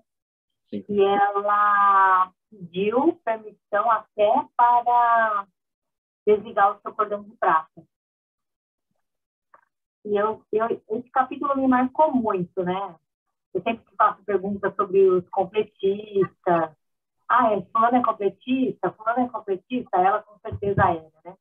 E eu peguei aqui no livro, olha só o que está escrito no capítulo do desencarne dela. Nossa irmã Adelaide necessita passagem livre a caminho da espiritualidade superior. Ela trabalhou nessa casa de amor evangélico, administrou a obra com cuidado em nosso Instituto de Socorro, fora dos círculos carnais. Recebemos preciosa colaboração de Adelaide, de seu esforço, de sua boa vontade, de sua bondade e sacrifício. Foi o que você falou aí, né? Ela tinha um mandato mediúnico, né? Ela tinha um mandato mediúnico, que era uma missionária, né? Na verdade, é a aura celeste, né? Era uma missionária. E por isso mesmo que ela teve todo esse carinho, né, da equipe espiritual que a acompanhou. Ela era um caso bem diferenciado, porque ela continuava ali servindo naquela entidade, mesmo com o corpo terrivelmente debilitado, porque todo mundo orava por ela, todo mundo pedia por ela, e orava. Todas as vezes que você ora por alguém, que você viu para alguém, você envia energias. Então enviavam energias para ela, e ela com o corpo terrivelmente debilitado, ela não conseguia voltar à pátria espiritual por todo esse petitório, por toda essa quantidade de energias que eram doadas para ela.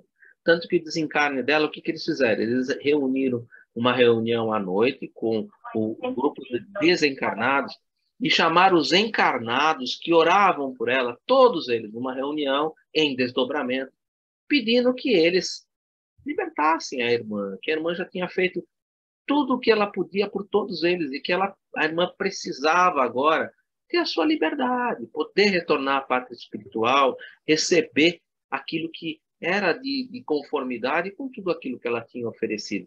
E que se eles realmente a amavam, eles precisavam libertar. Porque quem ama, liberta. Quem ama, liberta.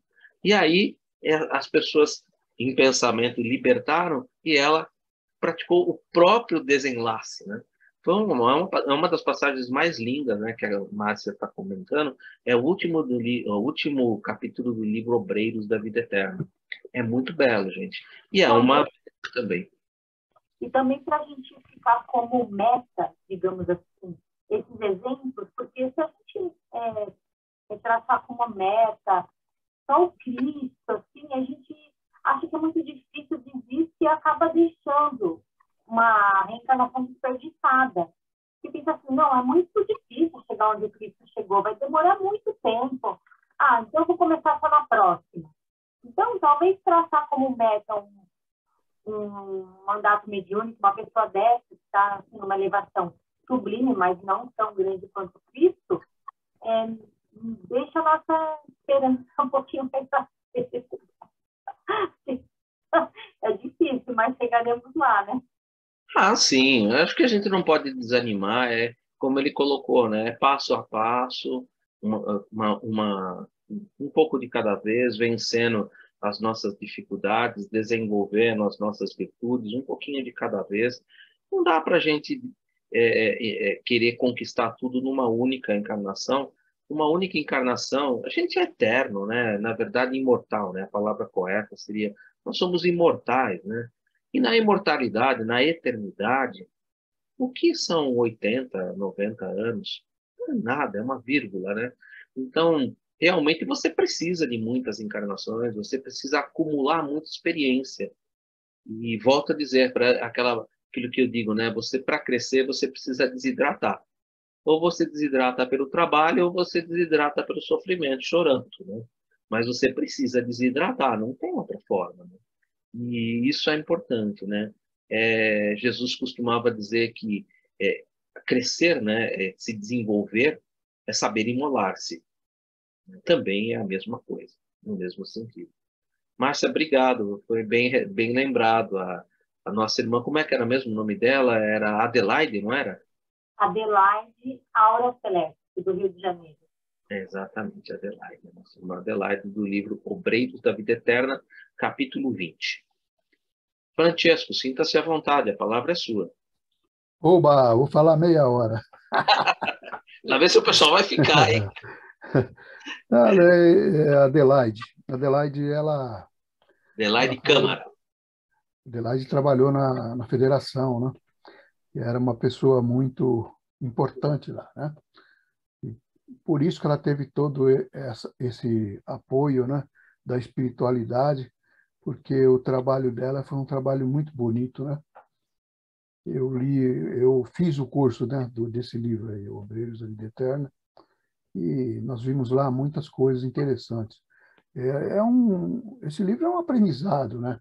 Ele tem tudo que um médium espírita precisa saber, né? Aliás, você já usou ele já uma série de vezes aí, né? Para colocar exemplos, né? E com certeza é um dos melhores livros da coleção do André Luiz aí, né? Mas o que eu queria destacar é o seguinte, aquela rotina de início ali do centro, né? Do trabalho, tal, aquelas barreiras todas ali, né? Eu já comentei com vocês, já no início do curso, né? Que eu já tinha visto isso no Centro Espírita. Eu até narrei numa ocasião em que eu me deparei com isso aí no meio de um trabalho, né? Eu saí do núcleo espírita, me desdobrei, saí e vi os espíritos do outro lado da rua. Tinha 3 ou 4 espíritos encostados num poste do outro lado da rua. E eu fiquei olhando, né? Eu falei, pô, o que será que esses caras estão fazendo ali, né? Em frente o centro espírita, né? E aí que eu notei que tinha um guardião na porta e no minuto seguinte que eu olhei, eles já estavam ali, né, em frente, porque no centro espírita tem uma série de barras, assim, né? Portão todo gradeado e tal, eles estavam ali já, em frente à grade. E aquilo me chamou a atenção. Falei, deixa eu prestar atenção, porque aqui vai acontecer alguma coisa interessante. E aí eu vi que eles não entravam, sendo espírito, né? Eles podiam atravessar aquilo e entrar e ir embora, né? Mas eles não entravam, eles ficavam ali, foram aglomerando ali em frente. E aí eu vi que alguns foram para o portão e o guardião lá estava conversando com eles. Aí eu cheguei perto para ouvir o que estava acontecendo ali. Aí o guardião falou assim: olha, vocês vão entrar, vão ficar lá no salão esperando, porque hoje não tem trabalho para vocês. É só amanhã. E quando vocês estiverem lá no salão, vocês vão ser ouvidos, vão ser atendidos. Eu vi que alguns não entravam e nem chegavam perto, né? Aí eu perguntei, né? O que aconteceu aí, né? Que aqueles ali não querem vir. Falou, não, aqueles ali não podem entrar aqui. Eles ainda não estão em condições. Aí eu falei, poxa vida, olha só, né? Eu não tinha captado isso, né? Porque ali tudo era espírito e a gente não faz, pelo menos eu não conseguia fazer essa distinção, mas o guardião fazia. E foi nessa ocasião que eu olhei para cima e que eu vi que tinha mesmo uma barreira de luz que ela se estendia e fazia uma cúpula em cima do centro espírita e irradiava luz para o alto, parecia um farol. E aí, quando terminou aquele tempo de aula prática, nós voltamos ao normal e eu perguntei para o orientador, né? Falei, escuta, foi assim, assim, assim, assim que aconteceu. Ele falou, toda casa espírita tem uma proteção. Falou, a gente, quando fala que tem uma proteção, a gente não está brincando, está querendo assustar alguém, dizendo para não tentar nada, não é isso aí. É que uma casa espírita, assim como ela é um pronto-socorro para os espíritos necessitados, ele falou, atrai também muitos espíritos com índole ruim. Eles vêm para perturbar, para não deixar os trabalhos acontecerem. Então, ele falou, esses guardiões são necessários, essas barreiras também são necessárias, ele falou. Enquanto existirem espíritos nessas condições, as casas espíritas terão essas barreiras. Podem até os médiuns não perceberem, mas elas estão lá. E quando nós falamos delas, é porque elas estão lá mesmo, ele falou. E não só para garantir que os trabalhos vão acontecer, é para garantir que ninguém seja perturbado. Porque nós temos ali médiuns em várias gradações. Nós temos médiuns com boa capacidade, com bom treinamento, tem outros que estão começando a aprender. Então, esses são as vítimas. Ele falou, esses são as vítimas em potencial. Foi por isso que a casa tem essa proteção. Todas elas têm.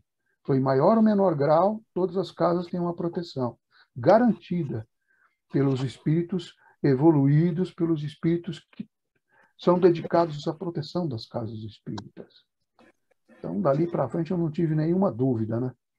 Que só entra num ambiente de trabalho espiritual aqueles que podem entrar. E é o que eu falo para todo mundo quando a gente está trabalhando. Fala, pessoal, não se preocupe, só entra aqui quem pode entrar e a gente vai ajudando também, né? Porque a função do médium, né? Não esse comandato, né? Mas os médiums comuns, com os milhares, né? Que estão aprendendo, ensinar, passar para frente o aprendizado, né? Que nós aprendemos, colocamos em prática, é a gente passar para aqueles que estão chegando, aqueles que precisam aprender, né? E que não depende só dos expositores nas salas de aula, mas depende também ali no âmbito da prática daqueles que têm mais experiência para ajudar a manter a ordem e a paz na sala, né, de trabalho. Então, aí. E também o que me chamou a atenção aí foram essas condições, né? As condições para se ter um mandato espiritual. Bom, eu ainda tenho acho que umas 300 encarnações trabalhando como médium para poder chegar lá, né? Muita coisa para a gente aprender, muita coisa para a gente colocar em prática. Algumas nós colocamos já no dia a dia, né? Os nossos trabalhos, mas exige mesmo uma disciplina muito grande e uma dedicação muito grande, né? E realmente um desprendimento também muito grande, né? E a gente tem que deixar de lado o egoísmo, tem que deixar de lado, matar o egoísmo, senão a gente não chega a lugar nenhum. É isso. Francesco, obrigado por ter compartilhado. Francesco, falamos bastante desses protetores, né, que ficam na porta da casa, dos índios.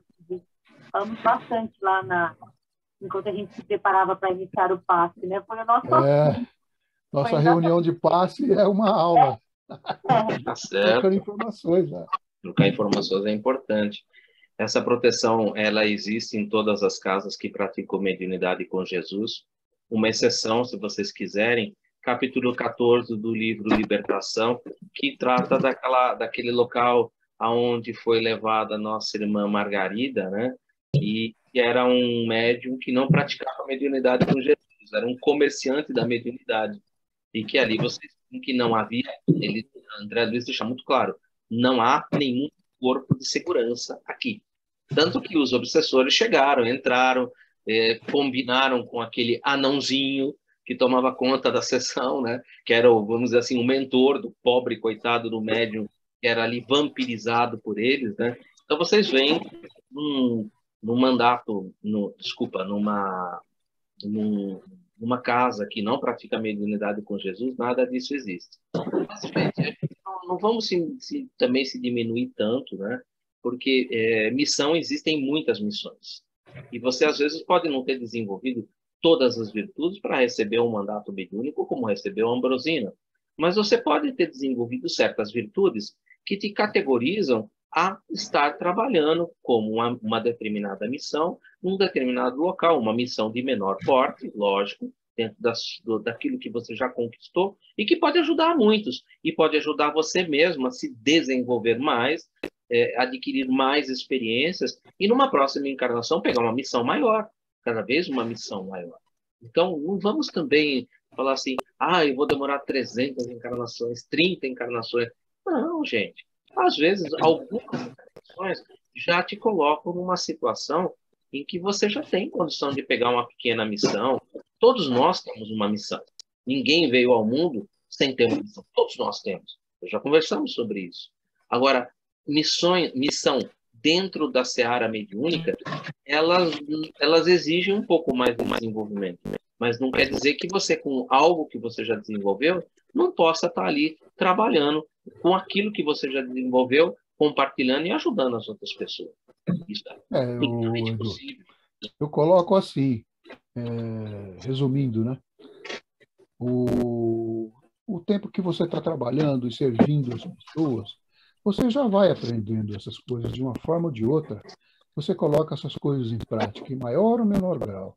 Então, só uma questão de tempo, como você disse.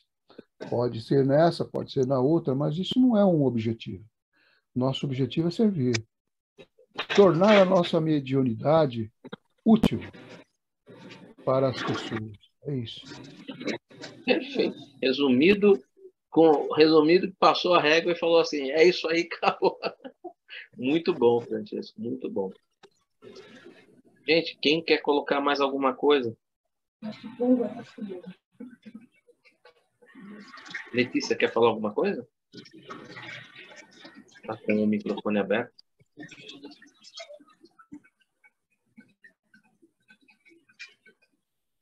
Não sei, Marco Antônio quer colocar alguma coisa, Roberto. Somente o Marco teve mais tempo lá na casa, né, com o trabalho do nosso irmão Melo. Não sei se você quer colocar agora ou mais para o futuro. Tem ainda mais 3 lives, né? 2 lives, né? Então tem bastante espaço. A gente vai ter oportunidade de falar bastante, mas só dizer assim, a gente conhece um médium assim só de chegar perto. Sim. Porque a atmosfera dele é diferente, né? Você se sente diferente, só de chegar perto ele se sente diferente. É indescritível, né? A atmosfera, a psicosfera que tem essas pessoas que têm assim. Eu tive a oportunidade de conhecer 2, o Melo e um outro também que era um presidente de uma casa que é a Casa do Cristo, tá? Que é o Toninho. Ele também tem uma conexão assim, também com o Dr. Bezerra de Menezes. Você chegar perto dele assim, parece que você está em outro mundo. E a maneira que ele fala, no Melo, e esse outro rapaz também tem, assim, parece que ele está olhando para o nada, assim, mas ele está vendo tudo. Né? Você presenciou assim o Melo, na hora que você conversa, você fazia uma pergunta para ele, ele parava e parecia que ele estava olhando para o nada, né? Daqui a pouco ele despejava tudo para você. São contato direto, né, com o mentor era uma das particularidades do Melo, né? Ele tinha um contato direto com o mentor que o acompanhava, e isso era notável, né? E mesmo não estando presente, para quem não conheceu, o Melo ele trabalhava numa sociedade em Brasília que é a Sociedade Beneficente, acho que Bezerra de Menezes, eu não lembro bem o nome. Comunhão, União Comunhão no Espírita Poder Bezerra de Divino. Menezes, né? Se Isso. não me engano. E ele trabalhava normalmente lá, e ele vinha aos finais de semana aqui para São Paulo, e mesmo ele não estando aqui durante a semana, ele sabia precisamente tudo o que acontecia dentro da casa, com minulicências. Certeza, ele sabia tudo. Impressionante como ele tinha um controle, mesmo estando em Brasília, sabia precisamente tudo que se passava, o que estava acontecendo, quem estava sendo atendido, quem não estava. Ele tinha controle de tudo, era impressionante, impressionante.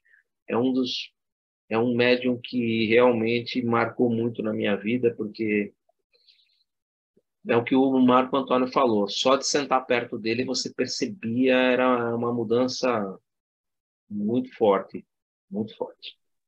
Tem uma Acho que a pergunta. maior lição, só uma coisa, que a maior lição é o exemplo que ele deixou, né? Sim, o exemplo dele é... O exemplo que ele deixou. No dia do desencarne dele, ele estava vindo trabalhar. Ele estava em Brasília para pegar o avião para vir trabalhar. Já não estava tão bem há algum tempo, mas não deixava de cumprir a missão dele de maneira nenhuma. Realmente deu testemunho até o final. Tem uma pergunta do Gilberto. O mandato mediúnico colocado aqui são de pessoas com mediunidade que vieram para ajudar encarnados e desencarnados espiritualmente. Sim. O que podemos dizer de pessoas que vieram com uma missão para mudança na ciência, na tecnologia, enfim, pessoas que vieram com um nível muito superior aos demais para executar uma mudança no mundo todo. São pessoas que também têm suas missões. A gente comentou, inclusive o Francesco, a gente encerrou falando exatamente dessas pessoas que têm essas missões, né, que se preparam no mundo espiritual e aqui encontram os meios, né, para que encontrem os fins, né? Tudo no mundo espiritual é preparado, não existe acaso. Inclusive, Aulus vai falar na próxima live nós vamos falar sobre o acaso, né? E aí eu não vou dizer o que é o acaso, o Aulus vai contar isso para nós, né? Mas o acaso não existe. Tudo é preparado, tudo é muito bem esquematizado para que quando você venha para cá, como você escolhe o gênero da prova, né? Você também aqui encontre todos os meios, né, para que você possa atingir os fins para os quais você se preparou. E então, o mandato mediúnico vai encontrar o companheiro que vai estar ali apoiando, que é o caso do mentor. E aquele que veio para trazer uma tecnologia, para trazer um avanço, vai encontrar também ali os seus mentores que irão trabalhar nesse conjunto, nessa obra desse desenvolvimento.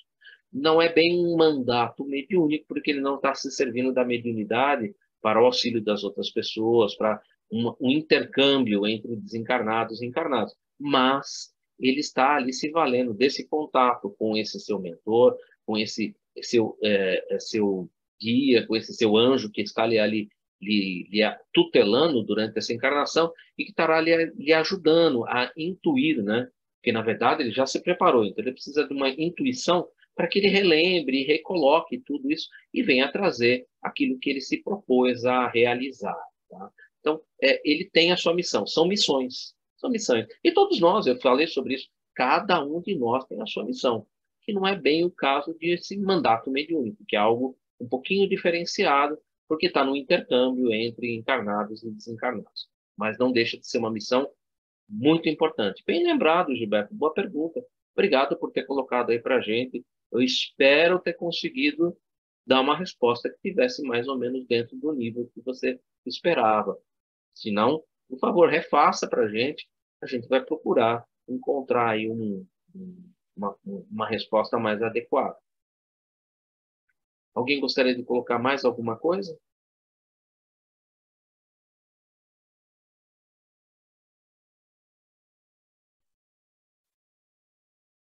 A Nábia colocou, né? Sim, um exemplo também está na pergunta, temos Allan Kardec. Sim, Allan Kardec tinha também, na verdade, ele tinha uma missão muito, muito séria, né? Que era a missão de ser o codificador.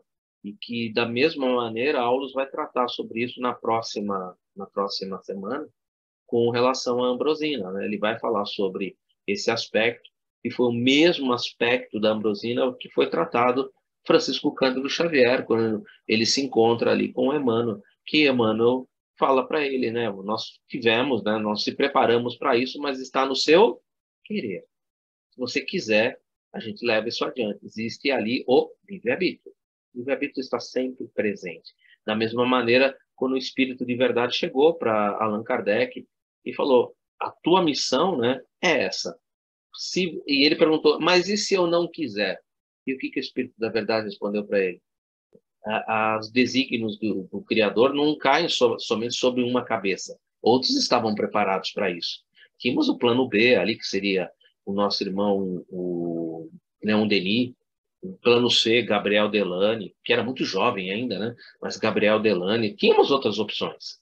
Mas Kardec era aquele que era o preparado, né? E ele assumiu e levou adiante. É também uma missão. Ele foi um missionário, né? O Kardec era um missionário. Ele não pode se enquadrar no campo de mandato mediúnico, né? Porque ele tinha mediunidade, sim, de intuição, com certeza, das mais afloradas possíveis. Mas ele não estabelecia esse intercâmbio entre encarnados e desencarnados, e nem deveria, né? Porque o codificador ele deveria ser aquela pessoa de bom senso, né? A pessoa de análise, né? Que ia realmente distribuir as perguntas, como ele fez ao redor do mundo, para que a partir da universalidade das respostas pudesse ali compor aquilo que nós hoje chamamos de codificação, a base doutrinária da codificação espírita. Então, é uma missão, como a do Gilberto perguntou, uma missão que esse espírito ali se preparou para levar adiante. Eu acredito que com isso a gente consegue responder a uma boa parte das perguntas. Semana que vem a gente continua, né? Tem ainda bastante coisa para a gente estudar. Quem gostaria e quem poderia fazer para a gente o encerramento hoje? Quem poderia fazer para nós, por favor?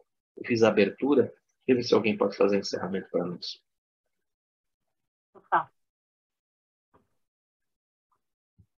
Então, mais uma vez, elevemos o nosso pensamento a Deus, a Jesus, nosso irmão, nosso mestre amado, a espiritualidade amiga, pensamento sempre de gratidão por mais um dia de vida, por mais um dia de aprendizado, por mais um dia de proteção e de amparo em nossos estudos. Que todos esses ensinamentos possam entrar na nossa mente, no nosso coração, e que a gente possa transformá-los em ações no nosso dia a dia, transmitindo às pessoas que convivem conosco diariamente. Agradecidos mais uma vez, pedimos permissão para encerrar os estudos da noite com a prece de Maria. Ave Maria, cheia de graça, o Senhor é convosco, bendita sois vós entre as mulheres, e bendito é o fruto do vosso ventre, Jesus. Santa Maria, Mãe de Jesus, rogai por nós, os pecadores, agora e na hora de nossa passagem. Que assim seja, graças a Deus e graças ao Mestre Jesus. Obrigada.